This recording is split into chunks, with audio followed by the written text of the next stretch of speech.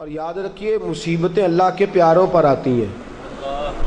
500 سال فرعون نے دعویٰ خدائی کیا ہے معاذ اللہ۔ 300 سال فرعون کا حال یہ تھا کہ ننگے پاؤں کانٹوں پہ چلتا تھا اور اس کے پیر میں کانٹا بھی نہیں چبھتا تھا۔ فرشتے کہتے ہیں یا اللہ یہ کیا ہے؟ وہ تو اور ڈٹ جائے گا کہ میں خدا ہوں۔ فرمایا مہلت دے رہا ہوں۔ جو بیمار ہوتے ہیں وہ اللہ کے فرما بردار ہوتے ہیں، ان کو تو ساتھ ساتھ تھوڑی تھوڑی تکلیف دے کے اللہ معاف کرتا رہتا ہے، ورنہ ڈھیل دیتا۔ ایک صحابی ہیں، طبقات ابن سعد میں روایت ہے، ایک صحابی اپنی بیوی سے کہتے ہیں پانی لاؤ، رات کا وقت ہے، آنکھ کھلی تو کہتے ہیں اٹھ پانی لا۔ بیوی پیالے میں پانی لائی، سو گئے، آنکھ لگ گئی۔ فرما بردار بیوی ساری رات پانی لے کے کھڑی رہی، ساری رات۔ کبھی سنتے تھے ہم بھی بزرگوں سے کہ بیویاں ایسا کرتی ہیں، کبھی سنا کرتے تھے۔ وہ شوہر بھی بڑے تقوی اور طہارت والے ہوتے تھے تو بیویاں بھی بڑی فرما بردار ہوتی ہیں۔ ساری رات بیوی پانی کا پیالہ لے کے کھڑی ہے،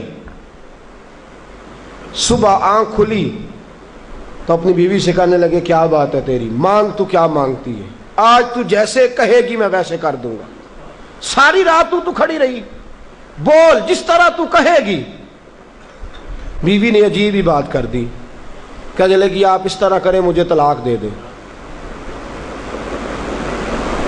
اب بات کر بیٹھے تھے کہ تو جیسے کہے گی، اور صحابہ سچاؤں لوگوں کی جماعت ہے، سچائیاں ان پہ ناز کرتی ہیں۔ تیرا وعدہ ہے کہ تو جیسے میں کہوں گا ویسے، جیسے میں کہوں گی تو کر دے گا، مجھے طلاق دے دے۔ شوہر بڑا پریشان ہوا، میں نے وعدہ کر لیا تھا جیسے تو کہے گی، اب تو کہتے ہیں طلاق دے دے، یہ کیسے ممکن ہے؟ اتنی فرما بردار بیوی، اتنی اچھی بیوی دوبارہ میسر آنا مجھے ناممکن نظر آتا ہے۔ میں کیسے طلاق دے دوں؟ وعدہ بھی ہے، بات بھی کر لی ہے، اب تیرا مطالبہ بھی ہے، کیا کروں؟ بڑے پریشان ہو گئے۔ جب کسی طور بھی بات ہے نا مشکل مرحلہ، بات مشکل ہے نا، جیسے تو کہے گا، کہے گی میں ویسے، بندہ دعویٰ وہ کرے جو اس سے ہو جائے گی بات، جو دعویٰ کر۔ اچھا کچھ دوست آ کے کہتے ہیں جی کوئی حکم، کہتے ہیں نا، تو اگر ان کو یہ حکم دے دیا جائے کہ چھت پہ کھڑے ہو جاؤ ساری رات نماز پڑھو تو کیسا؟ مشکل ہے نا۔ تو بندہ یہ کیوں نہ کہے کہ جناب آپ حکم کریں، اگر میری پہنچ میں ہوا تو میں اس پہ عمل کروں گا۔ اور پھر اگر حکم سنایا جائے نا، میں تو کبھی کبھی جو دوست قسم کے میرے تعلق والے لوگ ہیں وہ کہتے ہیں نا کوئی حکم، تو میں کہتا ہوں پہلے پکی بات کرو، پورا کرو گے نا؟ ایسے نہیں حکم کرا لینا چاہیے، پہلے پکی بات کرو، کر لو گے جناب کوئی حکم کسی قسم کا؟ حالانکہ ایسا ہو سکتا، یہاں تو بندہ اچھا صحابی کہہ بیٹھے کہ جیسے تو کہے گی کرنے لگی طلاق دے دیں۔ بڑے پریشان ہوئے، کہنے لگے ایک موقع دیتی ہے، صبح چلیں گے حضور کی بارگاہ میں اور ہم دونوں اپنا مسئلہ پیش کریں گے، پھر جیسے اللہ کے نبی فرمائیں گے ویسے کر لیں گے۔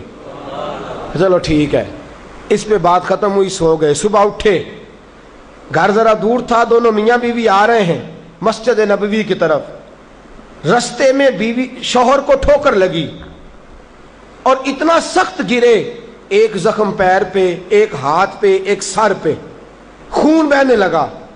بیوی کہنے لگی اٹھیے اور گھر چلیے، مجھے طلاق نہیں چاہیے۔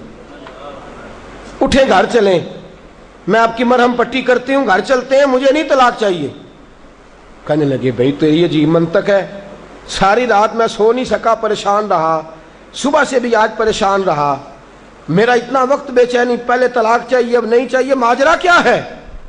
کہنے لگی اصل بات یہ ہے کہ میں نے اپنے رسول پاک صلی اللہ علیہ وسلم کی حدیث سنی، حضور نے فرمایا جس سے اللہ پیار کرتا ہے اسے مشکل میں ڈال دیتا ہے، اس پر کچھ مصیبتیں آ جاتی ہیں جس سے اللہ محبت کرتا ہے۔ تو میں جب سے تیرے گھر آئی تھی میں نے کوئی مصیبت نہیں دیکھی تھی، تو میں سمجھنے لگی تھی کہ اللہ تجھ سے پیار نہیں کرتا، لیکن آج تجھے چوٹ لگ گئی ہے، تجھ پر کچھ تھوڑی مشکل آئی ہے، تو مجھے سمجھ آئی ہے کہ نہیں اللہ تجھ سے پیار کرتا ہے، لہذا میں تجھ سے طلاق نہیں رہوں گی، تیرے گھر کے اندر ہی وقت گزاروں گی۔ آپ اندازہ فرمائیے کہ یہ مصیبت آنا اور صبر کرنا کتنی اعلیٰ بات ہے کہ صحابہ ڈھونڈ رہے ہیں، تلاش کر رہے ہیں کہ جس پر مصیبت آ نہیں رہی وہ تو بڑا عجیب آدمی ہے، جس پر مشکل آ نہیں رہی وہ تو بڑا جو ہے وہ اللہ تبارک و تعالیٰ کا کہیں نافرمان نہ ہو۔